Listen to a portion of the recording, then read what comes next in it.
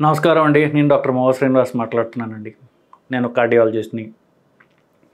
ఈ మధ్య కాలంలో ఒక వీడియో యూట్యూబ్‌లో చూడటం జరిగింది. అదేంటంటే హైదరాబాద్‌లో ఒక వ్యక్తి పాపం పడిపోయాడు. రోడ్డు పక్కన పడిపోయి ఉన్నాడు. సో, అతనికి ఫిట్స్ వచ్చినట్టుగా ఫిట్స్ అంటే తెలుసు మూర్ఛ రోగం ఉన్నట్టుగా ఉంది. సో, అతను కాళ్ళు చేతులు ఇలా కొట్టుకుంటూ ఉన్నాడు. అప్పుడు కొంతమంది ట్రాఫిక్ పోలీసులు పాపం అతన్ని కాపాడటానికి ప్రయత్నించి సిపిఆర్ చేశారు. సిపిఆర్ చేసిన కొంతసేపటికి అతను సిపిఆర్ చేయడం అంటే ఛాతీ మీద చేతులు పెట్టి నొక్కడం అది చేశారు. కొంచెం సేపటికి అతను తేరుకున్నాడు. సో, ఇది యూట్యూబ్‌లో సో, ప్రాణం కాపాడినటువంటి పోలీసులు అన్నటువంటి అంశంగా నడుస్తోంది బేసికలీ. నిజానికి అతనికి వచ్చింది మూర్ఛ రోగం, అంటే ఫిట్స్ ఉన్నటువంటి ప్రాబ్లం. దానికి సిపిఆర్ చేయాల్సినటువంటి అవసరం లేదు సరిగదా.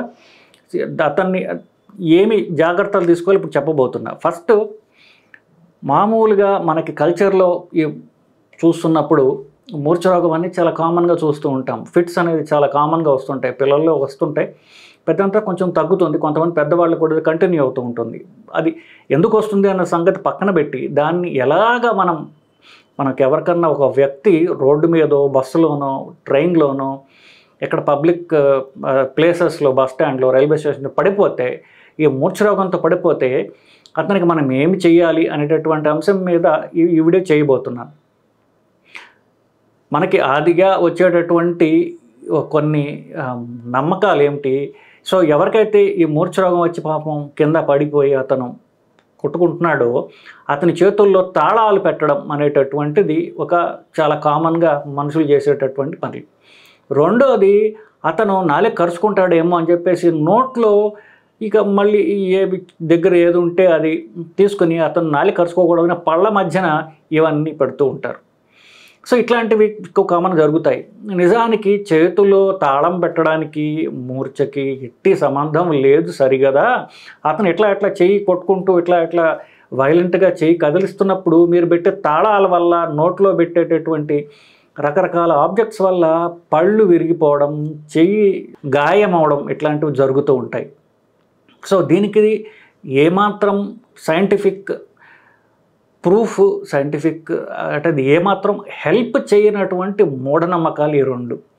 సో, మొదటగా ఇప్పుడు ఎవరన్నా మీరు పబ్లిక్ ప్లేసెస్లో ఒక అతను పడిపోయి ఉంటాడు. ఇది మూర్ఛ రోగమా, గుండె వల్ల వచ్చిందా? గుండె వల్ల అయితే సిపిఆర్ చేయాలి. మూర్ఛ రోగం అయితే అతన్ని వదిలేస్తే 5 నిమిషాల తర్వాత లేచి కూర్చుంటాడు. ఈ లోపుగా మనం కొన్ని మంచి ప్రికాషన్స్ తీసుకుని అతనికి సాయం చేయొచ్చు. అవి అయితే ఇప్పుడు నేను చెప్తాను బేసికల్లీ. సో, మొదటగా ఎవరన్నా ఆపస్మారక స్థితిలో రోడ్డు పక్కన ఎక్కడో పడిపోయి ఉన్నాడు అనుకోండి, అది మూర్ఛ రోగం అయితే అతను కొట్టుకుంటూ ఉంటాడు. సో, కాళ్ళు చేతులు వైలెంట్గా ఆడిస్తూ ఉంటాడు, నోట్లోంచి నొరగ వస్తూ ఉంటుంది. బేసికలీ అతను డీప్ కోమాలో ఉన్నట్టుగా చుట్టుపక్కల ఏమవుతుందో ఏమాత్రం కనెక్షన్ లేకుండా చేతులు కాళ్ళు వైలెంట్గా ఆడిస్తుంటాడు, నేటిలోంచి నొరగ వస్తూ ఉంటే ఇది మూర్ఛ రోగము. ఇది యూజువలీ ప్రాణాంతకమైనటువంటి ప్రాబ్లం కాదు. కానీ ఎవరన్నా హార్ట్ అటాక్ వచ్చి సడన్గా పడిపోయాడు అనుకోండి, దానికి చేతులు కాళ్ళు ఆడించడం అంటూ ఉండదు. అతను పూర్తి అన్కాన్షియస్ స్టేట్లో ఉంటాడు, పడిపోతాడు. సో, పూర్తిగా మూర్ఛలాగా డీప్ కోమాలో ఉండడు. కొంచెం అతనికి తెలుస్తూ ఉంటుంది. మీరు ఏంటి నొప్పి ఉందా అంటే అతను నొప్పి ఉంది అని చెప్పే అవకాశం ఉన్నది. అప్పుడు మీరు అతని మెడ మీద గడ్డం కింద భాగంలో గనక 2 వేళ్ళు మీరు ఈ ఏరియాలో గట్టిగా నొక్కి చూసినట్లయితే పల్స్ ఉందా లేదా మీకు తెలుస్తుంది. పల్స్ ఒకవేళ అది గుండె నుంచి వచ్చిన హార్ట్ అటాక్ వల్ల అయితే పల్స్ ఉండదు, లేకపోతే చాలా వీక్గా ఉంటుంది. అంటే ఆల్రెడీ ప్రాణం పోయిందా, కొంచెం ఉన్నదా అని తెలుస్తుంది. పల్స్ లేకపోతే మోస్ట్లీ చాలా హార్ట్ అటాక్ వచ్చి తీవ్రమైన ప్రాబ్లం ఉన్నట్లుగా వాళ్ళకి సిపిఆర్ చేయాలి. ఆల్రెడీ వైలెంట్గా చేతులు కాళ్ళు ఆడిస్తున్న అతనికి సిపిఆర్ చేయటంలో ఉపయోగం లేదు. సో సిపిఆర్ ఎవరికి చేయాలి? కోమాలో పడిపోయినట్టుగా అనిపించే అతను కొంచెం కాన్షియస్గా ఉన్నాడు, అతనికి పల్స్ లేదు, మెడ కింద మీరు పెట్టినప్పుడు చూసినప్పుడు అతనికి నాడి లేదు అనుకున్నప్పుడు వాళ్ళకి, అంటే మెదడుకి రక్త ప్రసారం అందట్లా ఇక్కడ నాడి లేకపోతే, అప్పుడు మీరు సిపిఆర్ చేసినట్లయితే మెదడుకి రక్త ప్రసారం అంది అతనికి తెలివి వచ్చే అవకాశం ఉన్నది, అతను మీరు కాపాడగలిగే అవకాశం ఉన్నది. తప్ప ఈ వైలెంట్గా కాలు చేతులు ఆడిస్తూ నోట్లో నురగ కొక్కుతున్న వాళ్ళకి సిపిఆర్ చెయ్యకూడదు. మనం ఇప్పుడు మాట్లాడబోయే అంశం ఏంటి, మూర్ఛరోగం ఉన్న వాళ్ళకి మీరు సహాయం ఎలా చేయగలరు అనేటటువంటి దాని గురించి మాట్లాడదాం. ఈ సిపిఆర్ ఎలా చేయాలి, హార్ట్ అటాక్ అంటే ఏమిటి, ఇవి మనం ఈ ఛానల్లోనే అంతకుముందు చేసినటువంటి పాత వీడియోలు ఉన్నాయి, అవి మీరు చూసుకోవచ్చు. ఈ సీజర్, ఫిట్స్ లేదా మూర్ఛరోగం గురించి ఎక్కువ మంది చెప్పరు. ఎంతసేపు సిపిఆర్ చెప్తుంటారు తప్ప ఈ మూర్ఛరోగం వచ్చిన వాళ్ళ సంగతి ఏంటో ఇప్పుడు మనం ఈ వీడియోలో మనం తెలుసుకుందాం. ఈ మూర్ఛరోగం నేను చెప్పినట్టుగా అది మెదడుకు సంబంధించినటువంటిది. ఎట్లాగైతే మెదడులో ఒక ఫోకస్ కరెంటు ప్రాబ్లం వచ్చి మెదడులో విపరీతంగా కరెంటు పెరిగిపోయి మెదడు అంతా అది జామ్ చేసేస్తుంది. అది డీప్గా కోమటౌస్లోకి వెళ్ళిపోతారు వాళ్ళు. అసలు చుట్టుపక్కల ఏమవుతుంది ఎక్కడేం తెలియదు, పక్కన ఏమి ఆబ్జెక్ట్స్ ఉన్నాయో కూడా తెలియదు. ఒకవేళ హార్ట్ ప్రాబ్లం అయితే వాళ్ళు పడిపోయేటప్పుడు చూసుకుని పడతారు, అక్కడ ఎక్కడ దెబ్బలు తగలకుండా. మూర్ఛరోగం ఎక్కడుంటే అక్కడ డామ్ అని పడతారు. వాళ్ళకి దెబ్బలు తగిలేంతగా వాళ్ళు చుట్టుపక్కల ఏమవుతుందో తెలియనటువంటి డీప్ కోమటౌస్ స్టేట్లో వాళ్ళు ఉంటారు. చెప్పినట్టుగా నోట్లోంచి నొరగ వస్తూ ఉంటుంది. ఈ ఫిట్స్ 2-3 రకాలు ఉన్నాయి. అన్నిటికంటే ఎక్కువ కామన్గా మీరు చూసేది చేతులు కాళ్ళు గట్టిగా ఇట్లా కొట్టేసుకుంటూ ఉండేటటువంటి దాన్ని కామన్గా చూస్తుంటారు. ఇంకొక కొన్ని ఏంటంటే మాట్లాడుతూ సడన్గా అట్లా వాళ్ళకి మొత్తం అంతా బ్రెయిన్ ఆగిపోతుంది వాళ్ళకి. సో మాట్లాడుతూ సడన్గా ఏమవుతుందో తెలియదు వాళ్ళకి. కాసేపు ఇలా స్టేర్ చేస్తారు, తర్వాత మళ్ళీ తేరుకొని చుట్టుపక్కల ఏమవుతుంది ఎవరు మీరు అన్నట్టుగా ఉంటుంది వాళ్ళకి. సో అది యాబ్సెన్స్ ఫిట్స్ అంటారు, యాబ్సెన్స్ సీజర్ అంటారు. అది కొంతకాలం. కొంతమంది మాట్లాడుతూ ఇట్లా అంటాడు, చిన్న జర్క్ ఇస్తాడు, అలాంటిది ఒక రకమైన ఫిట్స్. ఇవన్నీ అంత డేంజరస్ కాదు. కానీ ఈ ఎప్పుడైతే చేతులు కాళ్ళు వైలెంట్గా ఆడిస్తుంటారు చూసారా, అది కొంచెం తీవ్రమైనటువంటి ప్రాబ్లం. సో ఇప్పుడు మనం తీసుకోవాల్సిన జాగ్రత్త ఎవరైనా సరే పక్కన పడిపోయి క్లాస్ రూమ్లోనో, ఆఫీసుల్లోనో, బస్టాండ్లో ఎక్కడ పడితే అక్కడ ఎవరైనా పడి ఇలా చూస్తున్నప్పుడు చేతులు తాళాలు పెట్టడం, నోట్లో తాళాలు పెట్టడం చెయ్యరాదు. మొదటగా మీరు చేయాల్సింది ఏమిటి, అతను ఎందుకు కామన్గా వీళ్ళకి ప్రాబ్లం వచ్చేది ఏంటంటే నోట్లోంచి నొరగ వస్తుంది, ఒక్కొక్కసారి పొట్టలో తిన్నవన్నీ బయటకు వస్తాయి, అవి పొలమారి అవి ఊపిరితిత్తుల్లోకి పోయి ప్రాబ్లం వస్తుంది. ఊపిరితిత్తుల్లోకి పోయి వాళ్ళ ఉమ్మిలో వాళ్ళే మునిగిపోయారు అంటారు. సో ఈ డ్రౌండ్ ఇన్ సలైవా. సో అది సీరియస్ ప్రాబ్లం. ప్లస్ వీళ్ళకి ఎప్పుడైతే ఫ్రీక్వెంట్గా ఇలా వైలెంట్ కొట్టుకుంటున్నారో ఊపిరి సరిగ్గా ఆడదు. ఈ 2 ప్రాబ్లమ్స్ మనం జాగ్రత్త పడినట్టయితే వాళ్ళకి సీరియస్ ప్రాబ్లం రాదు. అది ఏం చేయాలి, వాళ్ళని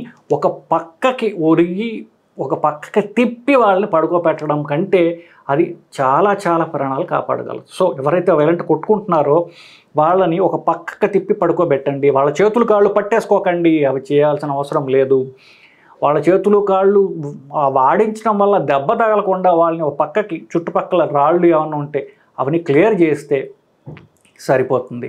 వాళ్ళ చేతులు కాళ్ళు ఆడించకుండా గట్టిగా పట్టుకోవడం ఉపయోగం లేదు, అది కావాలని చేయడం లేదు. అది మీరు ఎంత రిస్ట్రైన్ చేసినా జరుగుతూ ఉంటాయి సరికదా.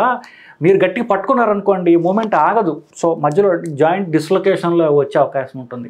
సో దానివల్ల దెబ్బ తగలకుండా చూసుకోండి తప్ప వాళ్ళ చేతులు కాళ్ళు పట్టుకోవద్దు. చేతుల్లో తాళాలు పెట్టకండి, నోట్లో ఏమి పెట్టకండి, వాళ్ళని ఒక పక్కకి తిప్పి పడుకోబెట్టండి.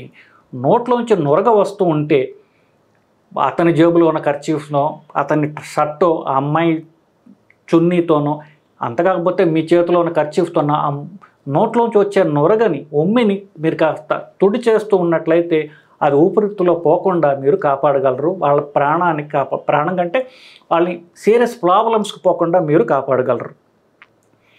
సో యూజువలీ ఇది కొన్ని నిమిషాల పాటు మాత్రమే ఉంటుంది. సో ఎప్పుడు పడిపోయాడో అని మీకు తెలిసినట్లయితే టైం చూడండి.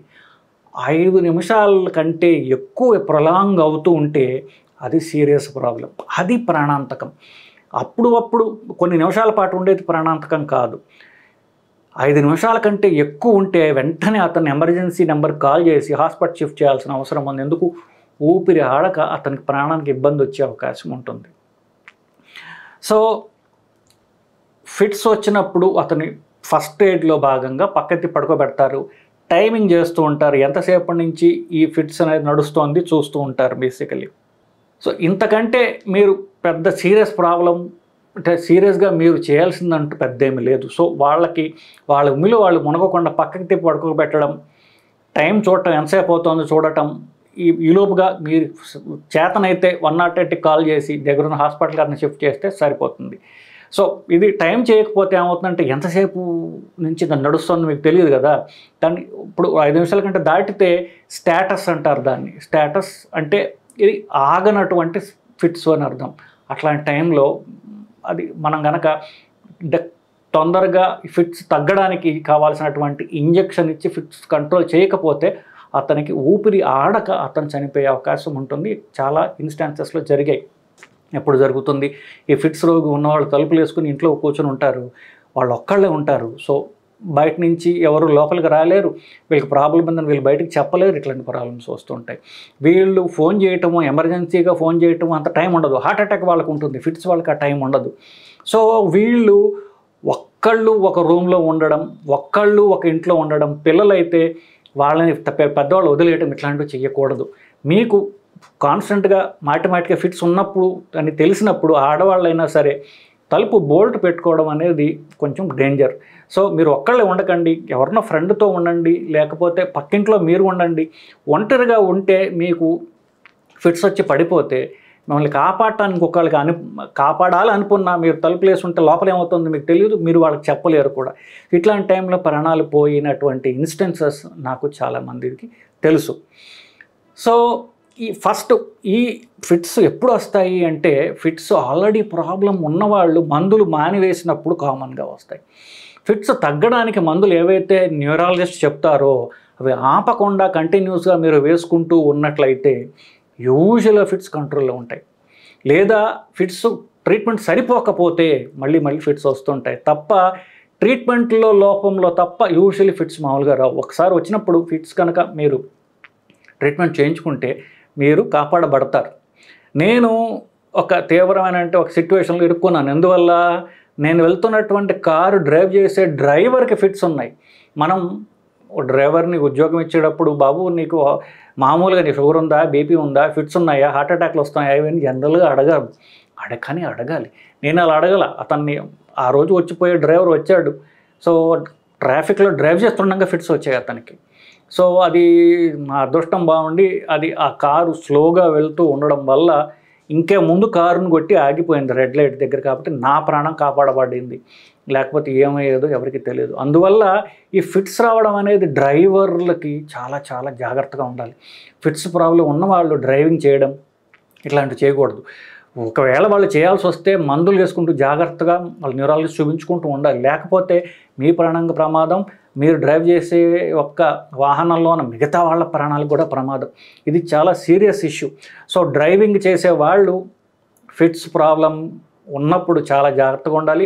ఫిట్స్ ఉన్న వాళ్ళు డ్రైవింగ్ చేయకపోతే చాలా చాలా మంచిది. ఎందువల్లంటే నేను చెప్పినట్టుగా మీ ప్రాణమే కాదుగా మిగతా అందరి ప్రాణాల్లో మీరు పణం పెడుతున్నారు. సో ఇది ఫిట్స్ ప్రాబ్లం వాళ్ళు తీసుకోవాల్సినటువంటి జాగ్రత్తలు. ట్రీట్మెంట్ మందులు ఏమిటి, ట్యాబ్లెట్లు తగ్గిపోతుంది. ఎమర్జెన్సీ అయితేనే వాళ్ళు ఇంజక్షన్లు ఇవ్వాలి. ఈ ట్యాబ్లెట్లు మీ న్యూరాలజిస్ట్ దగ్గరికి పోయినట్లయితే వాళ్ళు చెప్తారు. న్యూరాలజిస్ట్ చెప్పకుండా ట్యాబ్లెట్లు తగ్గించడం, ఆపివేయడం చేయడం చాలా చాలా డేంజరస్. అది మీకే కాదు మీ చుట్టుపక్కల ఉన్న వాళ్ళ ప్రాణాలకు కూడా ఇది చాలా డేంజర్ అండి. సో మూర్ఛరోగం అంటే ఏమిటి, దానికి తీసుకోవాల్సిన జాగ్రత్తలు ఏమిటి అనే దాని గురించి ఇప్పుడు మనం డిస్కస్ చేసామండి. సిపిఆర్ చేయడం దీనికి ఉపయోగపడదు అని కూడా మీకు చెప్పడం జరిగింది. సో మూర్ఛరోగం గురించి మీకు కాస్త నాలెడ్జ్ పెరిగి ఉంటుందని, మీ చుట్టుపక్కల వాళ్ళని ఈ నాలెడ్జ్ మీరు కాపాడగలరు అని నా నమ్మకం అండి. నమస్కారం.